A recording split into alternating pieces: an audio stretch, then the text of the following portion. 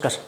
আর কিছুক্ষণের মধ্যে হায়দ্রাবাদ এবং চেন্নাই সুপার কিংসের মধ্যে আইপিএলের 2024-এর 18তম ম্যাচ শুরু হতে যাচ্ছে। ম্যাচটি অনুষ্ঠিত হতে যাচ্ছে হায়দ্রাবাদে। অর্থাৎ হায়দ্রাবাদ আমরা বরাবরই জানিয়ে যাই সেখানে রানের একটা মাঠ, সেখানে প্রচুর রান হয়ে থাকে। তো হয়তো আজকে আমরা আবার সম্ভবত যে আরেকটা হাই স্কোরিং ম্যাচ দেখতে পাবো, কেননা সেদিন এই মুম্বাইয়ের সঙ্গে হায়দ্রাবাদ এই মাঠেই 277 রানের একটা ইনিংস দেখতে পেলাম, যেটা আইপিএলের এ পর্যন্ত সর্বোচ্চ রান।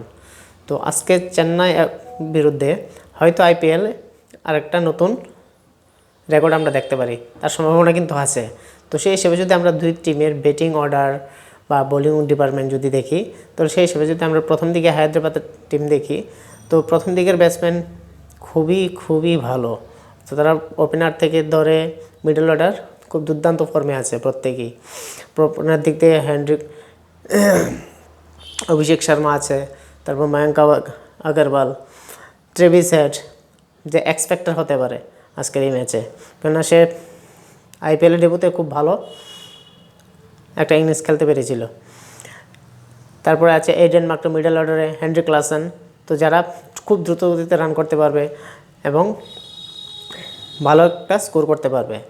তো হায়দ্রাবাদের বোলিং ডিপার্টমেন্টের দিকে যদি আমরা দেখি, তো সেখানে সুইং বলার এসে ভুবনেশ্বর কুমার আছে ভালো, তারপর জয়দেব উনৎকাদ ভালো বলার আছে সেই হিসেবে।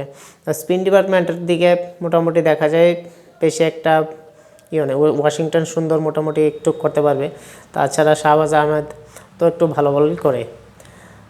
অন্যদিকে যদি চেন্নাই সুপার কিংসের দিকে দেখি, তারা প্রথম থেকে অর্থাৎ টপ থেকে একদম বটম পর্যন্ত প্রত্যেকটা প্লেয়ারই দুর্ধর্ষ ফর্মে আছে।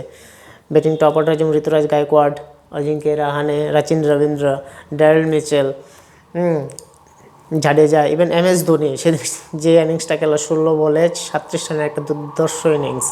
মানে এর থেকে বোঝা যায় যে চেন্নাই সুপার কিংস কতটা শক্তিশালী টিম এবং এবার আইপিএলের চ্যাম্পিয়ন হওয়ার প্রবল দাবিদার হিসেবে পারফরমেন্স করছে।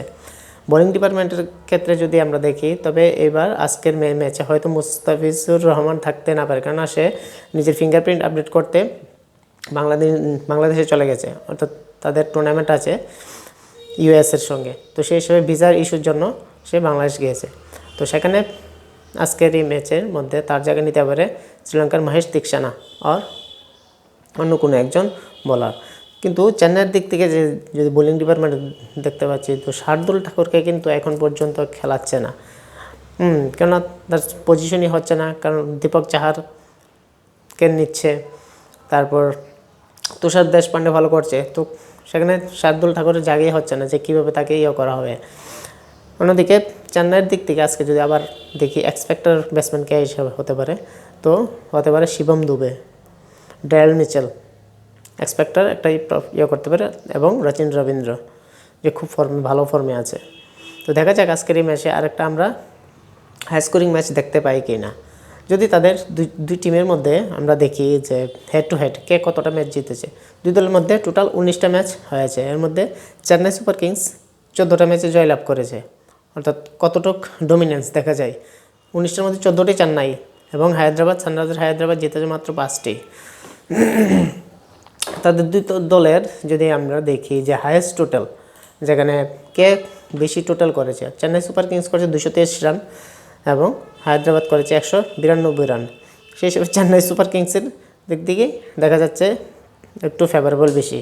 এবং আজকের এই যে পিচ সম্পূর্ণ ব্যাটিং সহায়ক পিচ হবে, রান তো হবেই হবে, এবং সেখানে আজকের এই পিচ যদিও বা গ্রাউন্ড হায়দ্রাবাদের হোক, তাও সেখানে হোম অ্যাডভান্টেজ বেশি একটা কাজ করে, কেন চেন্নাই সুপার কিংসের টিম দুর্ধর্ষ ফর্মে আছে, ইভেন বরাবর বলতে পারে হায়দ্রাবাদের টিমও ভালো ফর্মে আছে। তো দেখা যাক আজকের এই ম্যাচ কতটুকু জমজমাট হতে পারে, কেন দুটো টিমই সমান প্রতিপক্ষ হিসেবে দেখা যাচ্ছে এই আইপিএলের মধ্যে।